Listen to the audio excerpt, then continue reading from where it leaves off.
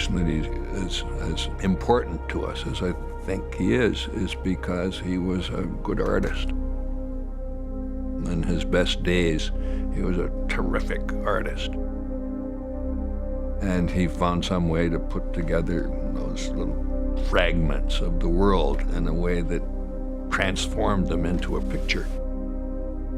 In the same way that, a poet uses the same dictionaries that the rest of us do. All the words are in there.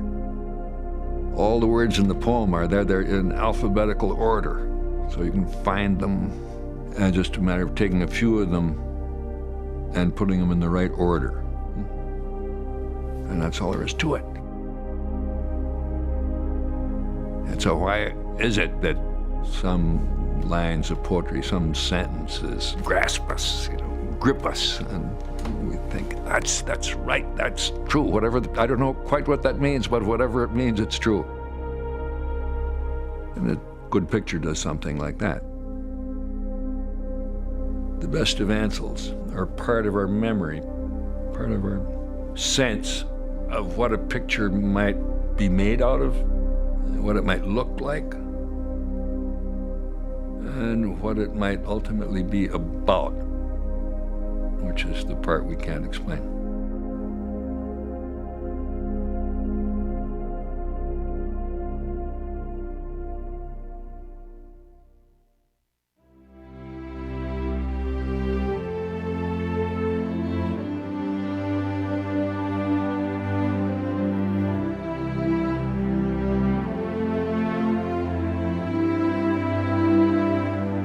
His whole life would be a journey and an exploration, a search for meaning and order, for beauty and redemption, for contact with something larger and more lasting, for community, connection, and home.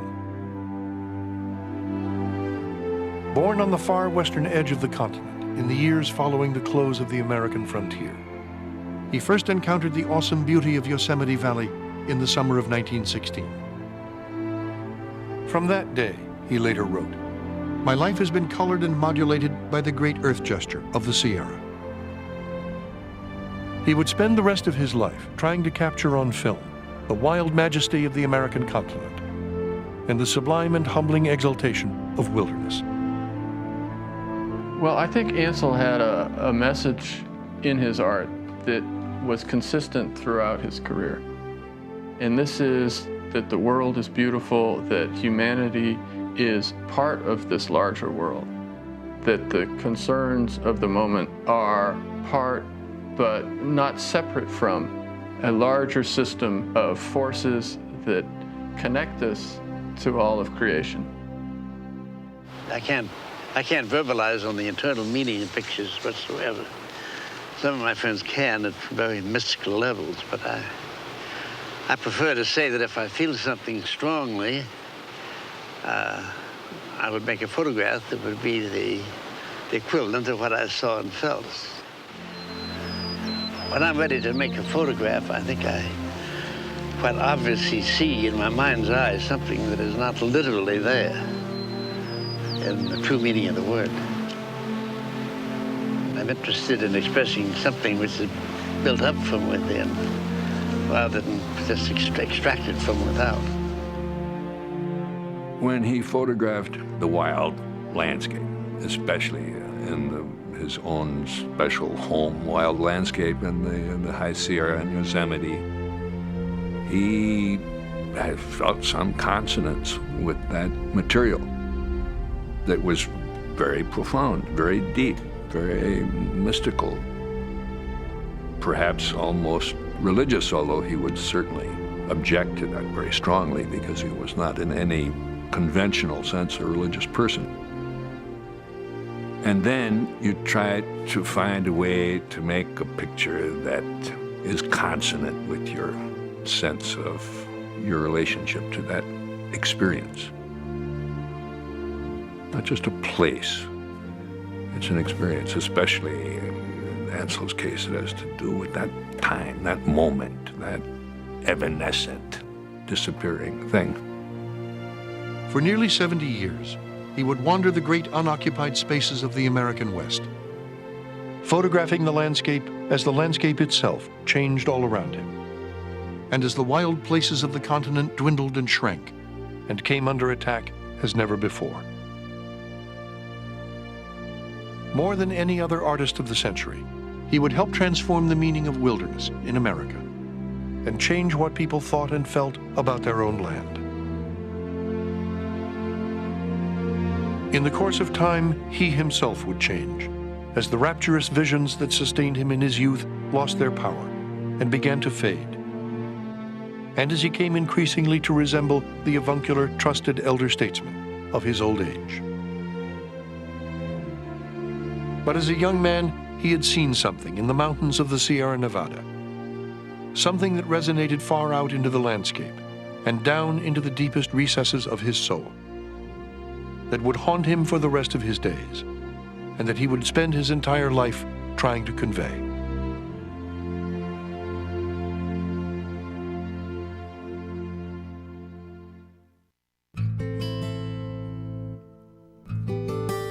He was born Ansel Easton Adams in the city of San Francisco in the winter of 1902, the only child of a once prosperous family on its way down in the world.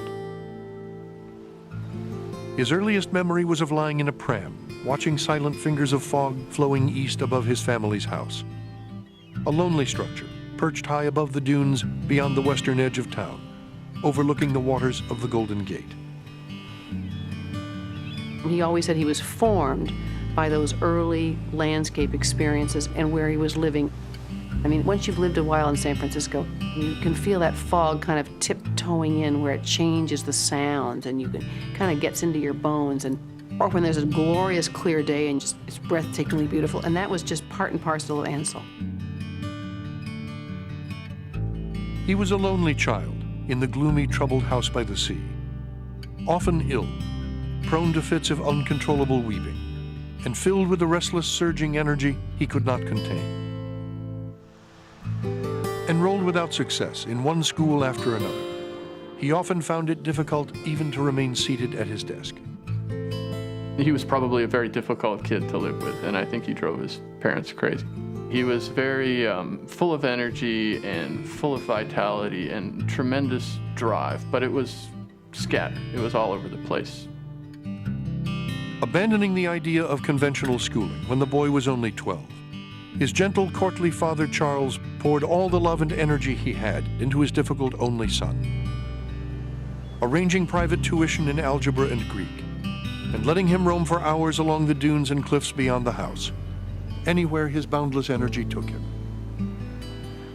His father just adored him, but Ansel was so odd, but at the same time he was so intelligent, with this zest for life. I mean, who wouldn't have been enchanted by this child? When Ansel was 13, he got him a year's pass to the World's Fair, the Panama Pacific Exposition. And that was a fabulous idea. Ansel went every single day, and he learned more there than he ever could have in a year at school. I don't think a lot of fathers then or now would have tolerated Ansel's unique character. And here was a father who not only tolerated it, but nurtured it. One afternoon in the fall of 1914, when he was still only 12, he began to find a focus for the chaotic feelings that welled up inside him. He was one of those geniuses and sat down at the piano when he was just a kid, and within a couple months without a teacher could read music at sight. Piano was something that he instinctually fell absolutely in love with. And yet it was very demanding. The height of discipline and rigor, practicing scales for hours at a time. Hard for any kid to do, but really hard for a kid who's kind of scattered and a little bit hyperactive. But he somehow focused all this chaotic energy. And by God, he did. I mean, he really focused it. In the years to come, despite the family's continuing financial troubles, Ansel's father would do everything he could to nurture the boy's unusual gift. hiring the best instructors he could find, and purchasing on installment a $6,000 Mason and Hamlin piano. Even when Ansel was 80 years old, he lowered his voice and spoke with reverence when he spoke about his father. And he really understood what his father had done for him. I often wonder at the strength and courage my father had in taking me out of the traditional school situation and providing me with these extraordinary learning experiences. I'm certain he established the positive direction of my life that otherwise could have been confused and chaotic. I trace who I am and the direction of my development to those years of growing up in our house on the dunes, propelled especially by an internal spark, tenderly kept alive and glowing by my father.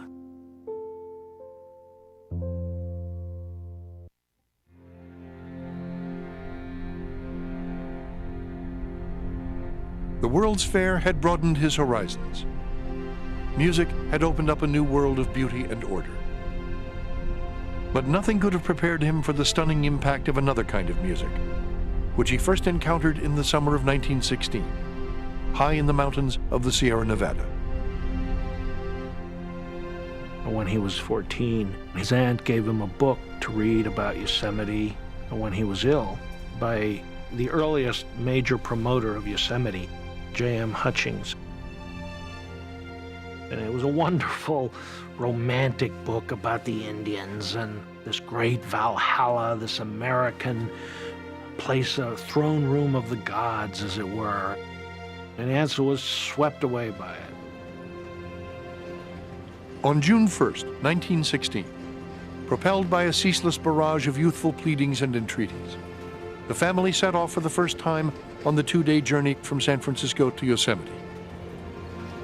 Rumbling by train across the shimmering heat of the Central Valley, up through the parched brown foothills of the Sierra until they reached El Portal. Then on by open bus still higher, following the pristine waters of the Merced River ever deeper into the mountains, until at length the river angled sharply to the east, and the splendor of Yosemite, Adams later wrote, burst upon us. There was, he said, light everywhere. A new era began for me. It was love at first sight. I don't think there's any place that hits you in the solar plexus the way the first time you come into Yosemite Valley. It's simply overwhelming. You're much closer to it. You're much more surrounded by it than you are in the Tetons or in the North Cascades. It's awesome. And you put all those things together, and Ansel, it changed his life. It completely changed his life. I mean, that was it. Bang. Yosemite became his home place. Shortly after arriving in the valley, his father presented him with a simple, fateful gift. A Kodak No. 1 box brownie camera, in its own leather case with a strap. After being shown how the simple apparatus worked, he was off, racing from one end of the valley to the other, shooting everything he saw. Domes, spires, streams, meadows, waterfalls, and cliffs. Endlessly trying, his friend Nancy Newhall later said, to pour into the magic little box his wonder and his ecstasy. Somehow he must capture this beauty, somehow convey this opening before him of a new heaven and a new earth. I think that what he found was a chance to break out of the bonds, both psychologically and physically, of his childhood. A kind of liberation from his own internal demons, as it were, the family tensions, the kind of cold and foggy environment of San Francisco. And out here was this giant playground. And so I think here was a chance to create another identity, and away from his family, away from these illnesses. Each fall, back in San Francisco, he threw himself into the study of the piano, often practicing more than 6 hours a day. Each summer, he made his way back up to Yosemite, eager to explore the wondrous landscape and to work on his new hobby. Higher the better.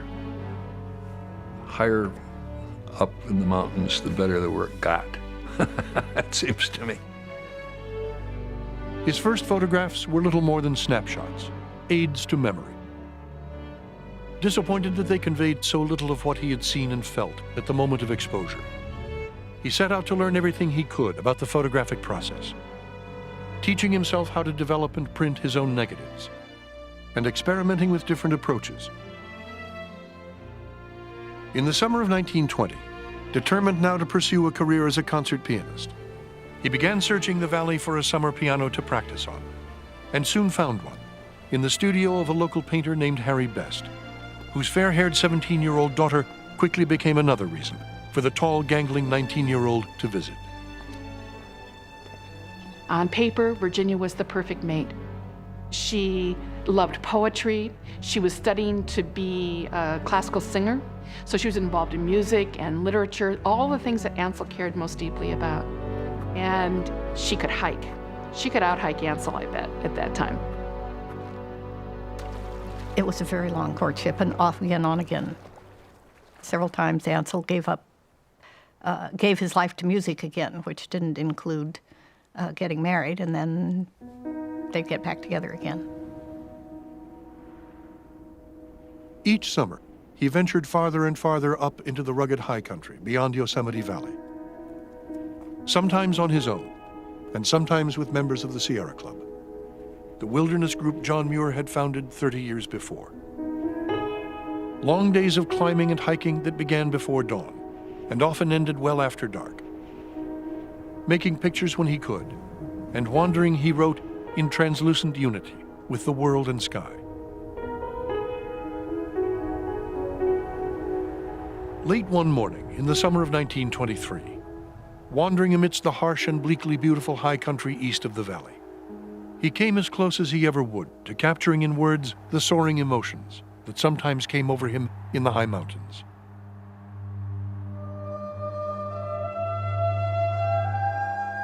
I was climbing the long ridge west of Mount Clark.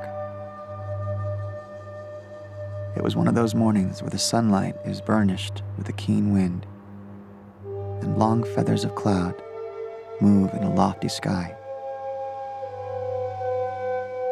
The silver light turned every blade of grass and every particle of sand into a luminous metallic splendor. There was nothing, however small, that did not clash in the bright wind, that did not send arrows of light through the glassy air. I was suddenly arrested in the long, crunching path up the ridge by an exceedingly pointed awareness of the light. The moment I paused, the full impact of the mood was upon me. I saw more clearly than I've ever seen before or since the minute detail of the grasses, the small flotsam of the forest, the motion of the high clouds streaming above the peaks. I dreamed that for a moment time stood quietly, and the vision became but the shadow of an infinitely greater world. And I had within the grasp of consciousness a transcendental experience. Ansel Adams.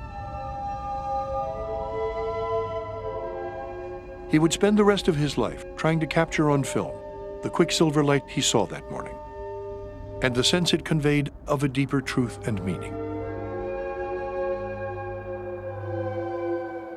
I think one could risk saying that in a broad way, it's a quasi-religious sense of identification with the landscape.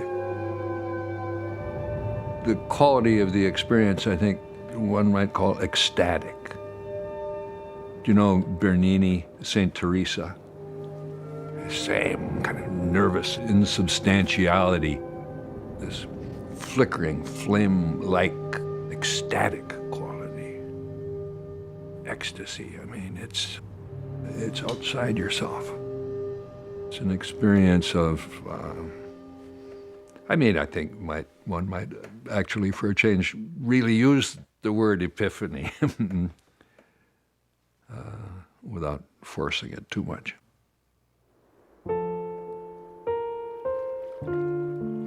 For 7 more years, he would continue to struggle to define himself as an artist.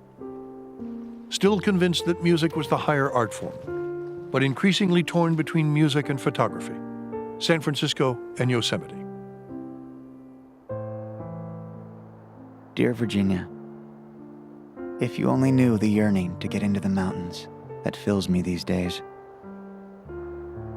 Music is wonderful, but the musical world is bunk. So much petty doings, so much pose and insincerity and distorted values. I find myself looking back on the golden days in Yosemite with supreme envy. I think I came closer to really living then than at any other time of my life, because I was closer to elemental things. I love you immensely at this moment, and will be so glad to see you again.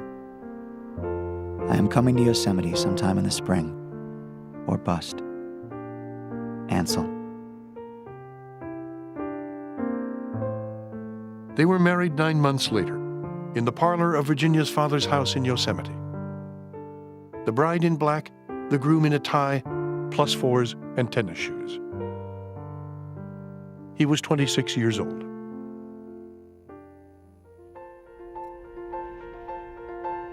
In the end, it was Yosemite, perhaps, more than anything else, that had brought Adams back to Virginia and photography. Along with a remarkable transformation that by the spring of 1927 had begun to take place in his photographic work itself. Within 4 weeks of his ecstatic letter to Virginia, he had returned to the valley, where on a brilliant Sunday afternoon in early April, high up on the western flank of the great granite face of Half Dome, he made a series of pivotal photographs. Among them one, his friend Nancy Newhall later said, that even then spoke to beholders like a trumpet, as haunting and as crystal clear as his vision on the slopes of Mount Clark 4 years earlier. In a day in April, he set out to hike up to, it's called the diving board, a little tiny, tiny point of granite that from which you can look up, right up at the sheer face of Half Dome above you.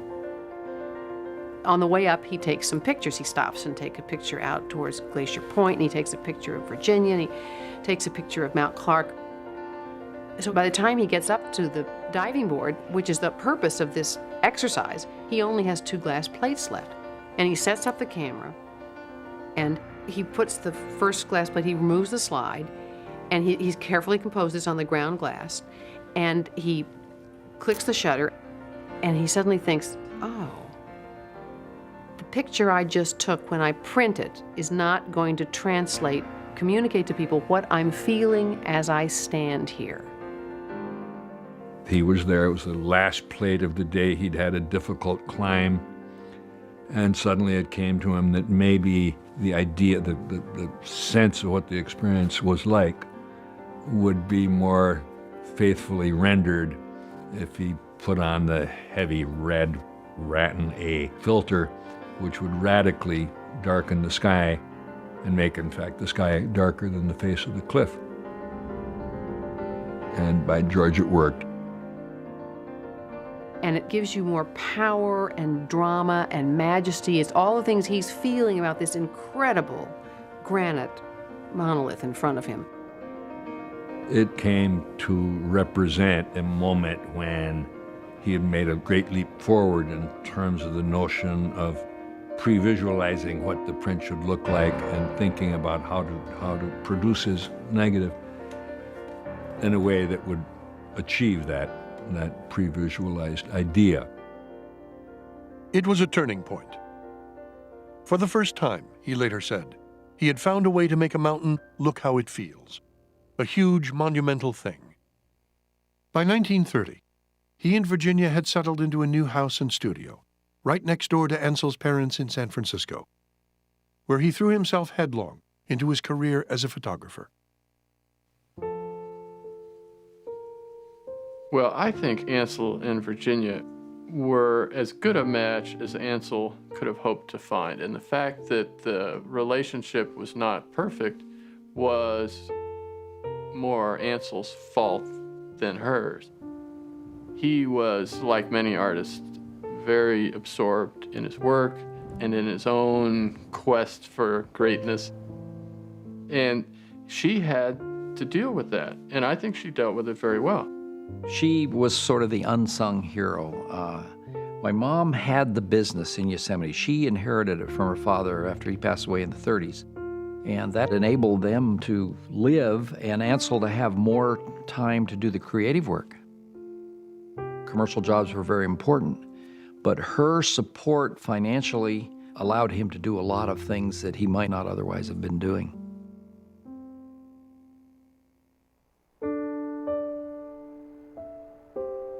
The next 5 years would prove to be the most crucial and formative period of his entire career. In 1930, he was barely a real photographer, or a full-time photographer, a recognized photographer. And 5 years, 6 years later, he was one of the better-known serious photographers in the United States. Now, it was a small community in those days, but there was this sort of meteoric recognition. Gradually, he said, my photographs began to mean something in themselves. They became records of experiences as well as of places. It seems to me, his best friend Cedric Wright wrote in the summer of 1932, that your prints have improved like hell in the last year. This is the first time they have seemed on a par with your best writing. 6 months later, in the winter of 1933, he traveled east to New York for the first time in his life to meet the great photographer Alfred Stieglitz. In the stillness of his gallery on Madison Avenue, the uncompromising old master silently perused the portfolio of prints Adams had brought with him. Not once, but twice, without uttering a word. Then carefully closed and retied it with a bow. These, he said simply, are some of the finest photographs I have ever seen. Alfred Stieglitz meant the greatest in art. To be accepted by Alfred Stieglitz was to be accepted as a great artist. And that's what Ansel aspired to be. The landscape photographs he now began to create were unlike any that had ever been made before. Those pictures looked unlike other pictures. If you wanted to try to define the content of it, I think you'd have to say it has to do with his appreciation of the landscape as something that's not permanent but evanescent, always in the process of becoming something else. They're always something defined by the transient quality of the light, by the weather.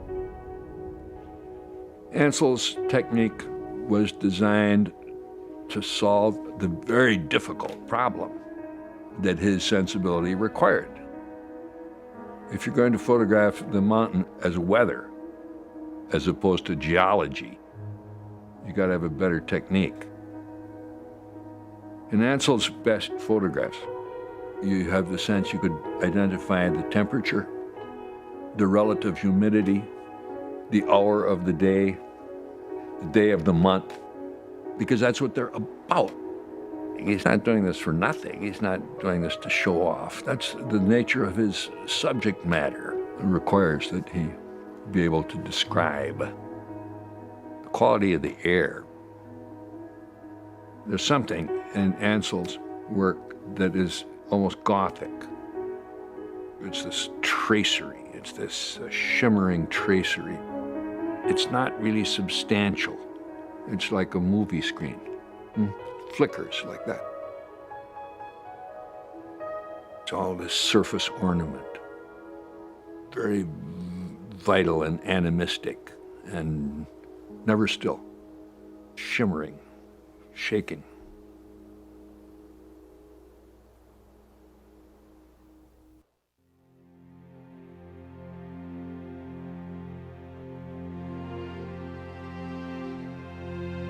I never met anyone who worked as hard as he did, never took a day off, never took a vacation, ever.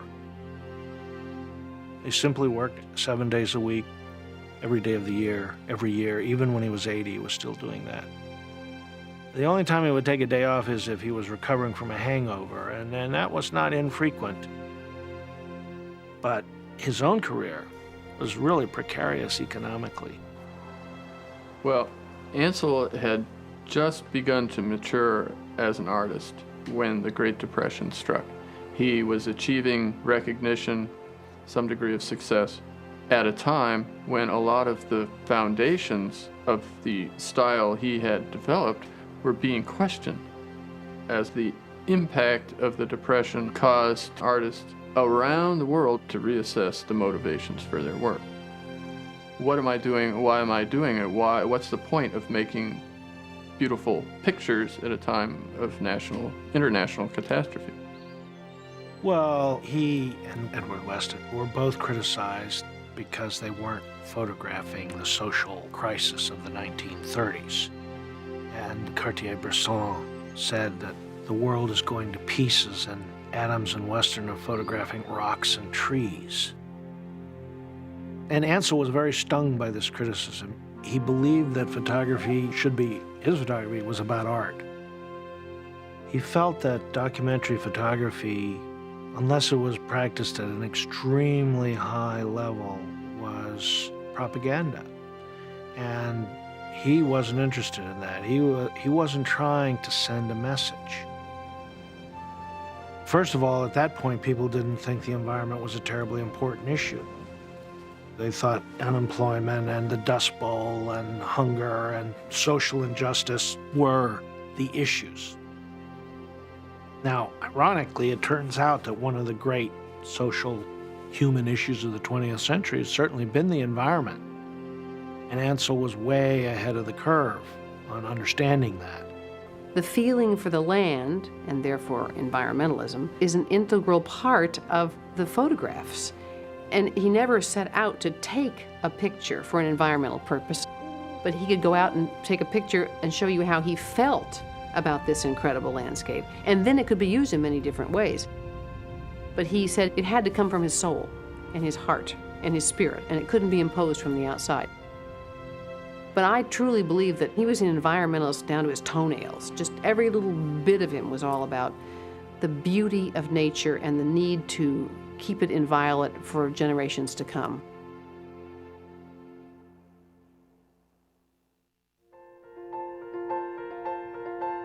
The most turbulent, intense, and harrowing year of Ansel Adams' life began with a stunning triumph. By the third week of January 1936, he was on his way east again, bound for Washington, where he hoped to convince Congress to have the vast Kings Canyon wilderness, southeast of Yosemite, set aside as a national park. Along the way, he stopped off in New York to show Alfred Stieglitz's latest photographic work. He was stunned when the old man offered him a one-man show at his gallery that fall, the first photographer to be so honored in more than 4 years. It was one of the highest points of his entire career. "Everything seems to come to him who waits," he wrote Virginia. Here he was in his mid-30s with now 2 children, a developing but hardly flourishing career as a photographer. And along comes an opportunity from Alfred Stieglitz to have a one-man show at An American Place, the ultimate venue for any photographer of the day. And he threw himself into this project. Back in California, with not 1 but 3 exhibits to prepare for in the fall, he plunged into a maelstrom of work. With the assistance of a dark-haired 22-year-old one-time model named Patsy English, whom he had hired to help out with the avalanche of printing. The show at the Stieglitz Gallery is in the fall of '36, and all that summer in the High Sierra, he's hiking and taking pictures. And when he got back from the summer, then he started printing in earnest, and I think it was white hot in the darkroom. And his assistant, Patsy English, said she remembers that he would say, I've got to make this. It's just got to be fantastic because it's going to be at Stieglitz's gallery. And sometimes he'd show her a print in the tray, still wet, and he'd say, what do you think? And she'd say, oh, I think maybe you need to do a little more. Is there more? So he'd keep going. And so those prints for that show, it's a body of work that's absolutely incredible. He wasn't sure how much was Stieglitz inspiring him and how much Patsy was inspiring him, because at the end of the day, he did know, whatever it was, that these were, in his mind, the best prints he'd ever made. And at the same time, he had the one great love experience of his whole life. He fell deeply in love and had a very intense affair, although I don't think it was sexual, with Patsy English. But it was the absolutely great love of his life. The prints he made that summer were some of the most inspired and luminous of his career. But week after week, the physical and emotional strain of the work, and of his increasingly conflicted feelings for Patsy and Virginia, began to take a toll, until the stress had become all but unbearable. So he pushed on through the summer, working frenetically, got the show ready, brought it to New York, and it was a great success. And in the wake of that success, Ansel fell apart. The fundamental reason was just pure physical exhaustion. He'd been working himself just beyond the breaking point. But there was a psychological component as well. You know, he was just not able to deal anymore with the complexity of his life. And I think that he had this sense of feeling trapped within a whole set of expectations, of responsibilities, of just a set of things that he couldn't deal with, and this was the only way he could escape. When he couldn't pull it off, when he couldn't go through with, getting a divorce and leaving his family and going off, he had a nervous breakdown and wound up in the hospital. And it was sort of like, pop, this period of his life, his 30s, his early 30s, and the early 30s of the century kind of came slamming down to an end.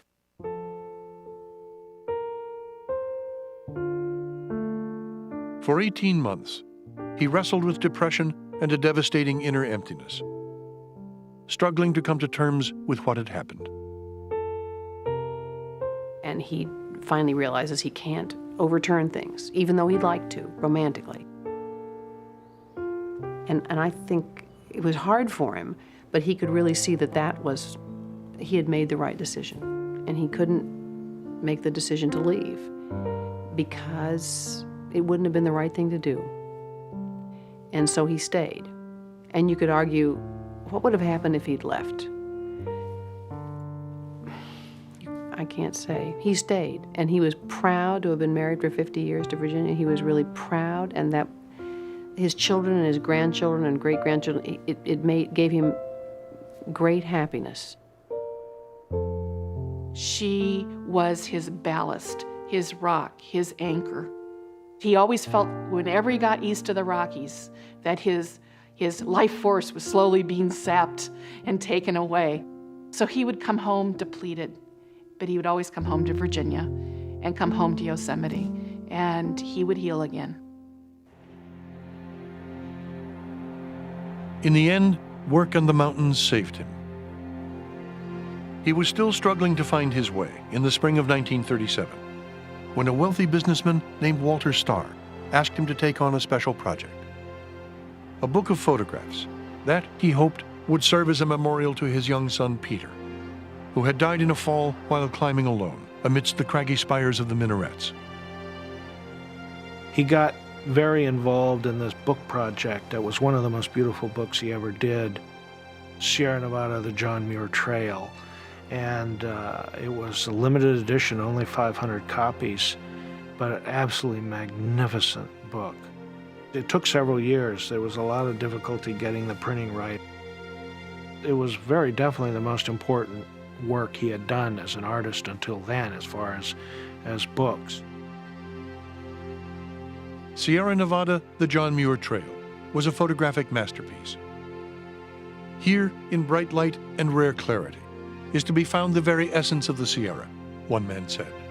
And it also was influential in the effort to create Kings Canyon National Park. He actually took many of the photographs to Washington to lobby the Senate for the Sierra Club, and he sent a copy to Harold Ickes, the Secretary of the Interior, who was a great fan of his, and Ickes took it over to President Roosevelt and used it to persuade Roosevelt to support Kings Canyon as a national park, and Roosevelt liked it so much he insisted on keeping it, so Ansel had to send another copy to Ickes. On March 4th, 1940, President Franklin Roosevelt signed into law a bill officially incorporating Kings Canyon into the National Park System. I realize, the head of the National Park Service later wrote Adams, that a silent but most effective voice in the campaign was your own book. So long as that book is in existence, it will go on justifying the park. In the pages of Adams' exquisite volume, art and politics had come together, and both had triumphed.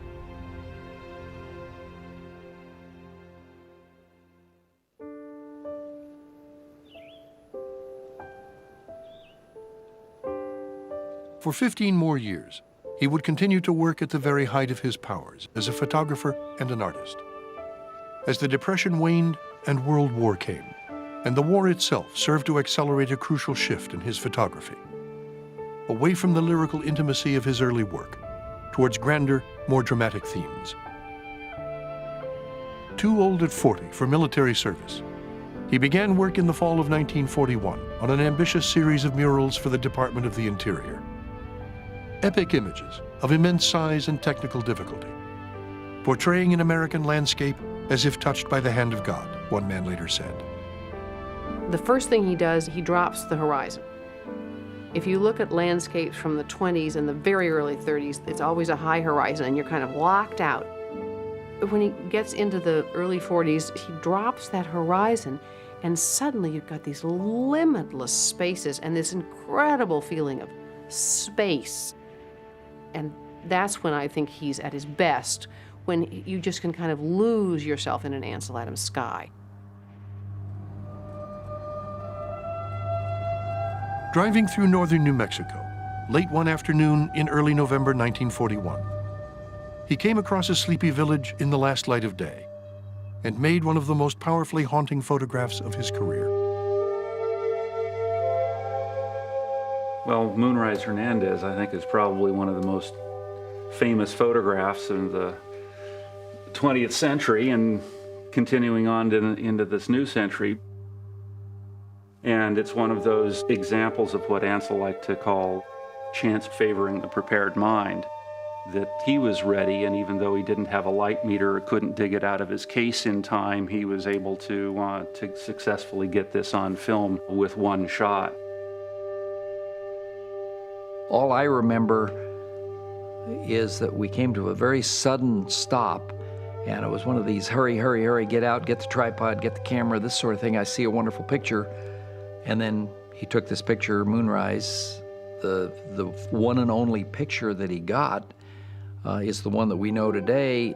Within minutes or seconds of that picture, the sun set and lost the light on the gravestones that were in the foreground.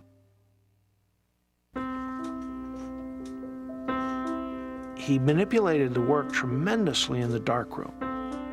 He always said the negative is the equivalent of the composer's score, and the print is the equivalent of the conductor's performance.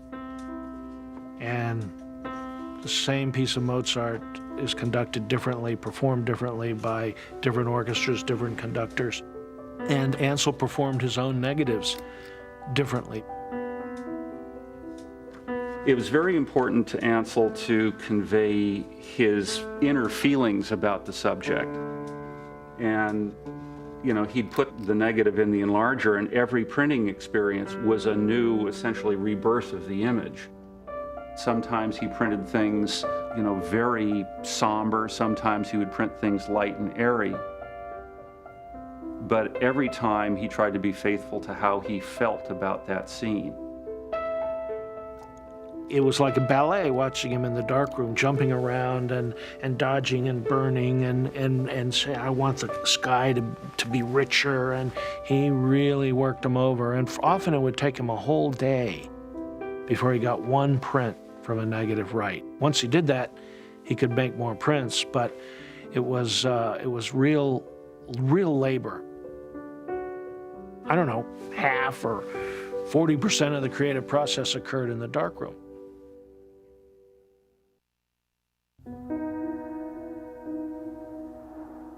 At some point in the late 50s, the great creative urge began to dissipate. Certainly after the mid to late 50s, he made very few photographs of real consequence. Whether he felt he'd said it or done it, he continued to make photographs, but the drive was gone. He was 61 years old at the time of the exhibition, and many artists have much shorter periods of great productivity. If you look at the few late pictures he made late in his life, Moon and Half Dome, El Capitan Winter Sunrise, oh my gosh, those are two of his 12 best pictures. And he made them on the spur of the moment when he happened to be in Yosemite with a camera, which shows he could still do it. And so I am convinced that the reason he didn't was he was always worried about the wolf at the door and money.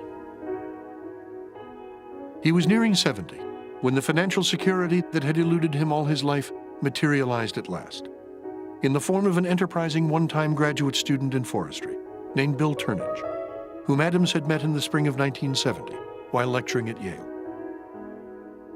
Taking over the management of Adams' affairs, Turnage swiftly turned the Ansel Adams Archive into a multi-million-dollar business, and Adams himself into a popular icon and the first mass-marketed fine arts photographer in the world. Ansel in his last years became a cross between one's favorite uncle and Smokey the Bear.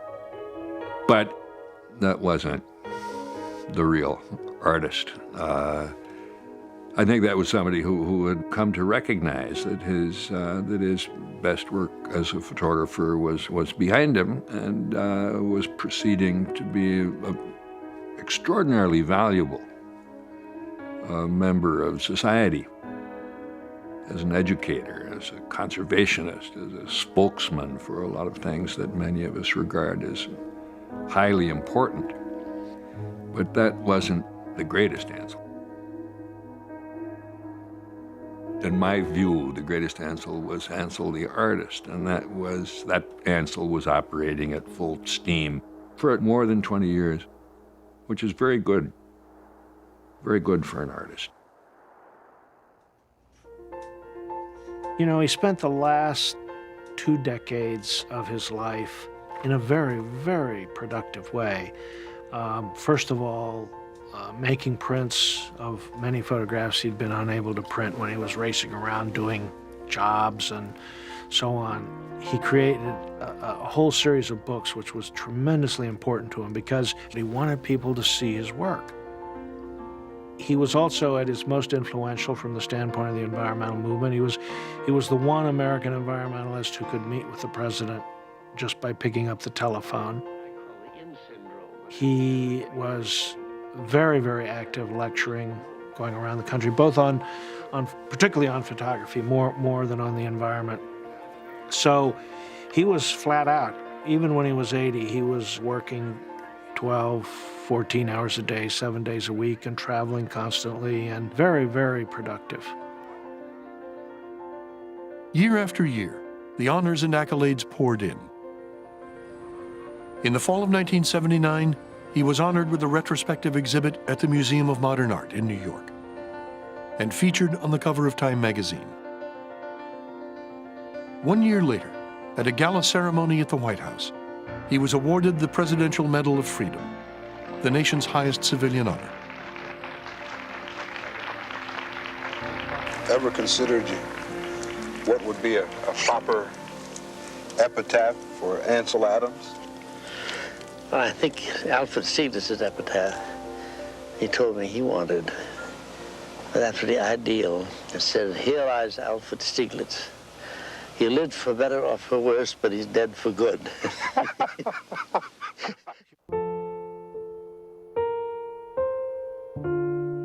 In the end, even Adams' phenomenal reserves of energy began to fail.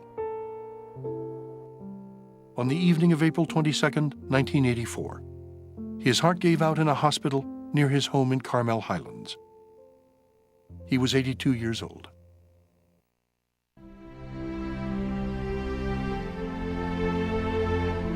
Six months after Adams' death, in an extraordinary tribute to the great photographer and environmentalist, Congress set aside an immense tract of wild land southeast of Yosemite and named it the Ansel Adams Wilderness. 1 year later, in August 1985, a remote, windswept peak in the very heart of the High Sierra was officially named Mount Ansel Adams. That would have thrilled him more than anything. The fact that Congress created the wilderness, named it after him, and that it was his absolutely favorite part of the world. And so I think he would have really loved that. Oh, I think it's so appropriate. I can't think of a better tribute to him. This particular site with that mountain in an area that he especially loved, that means a lot.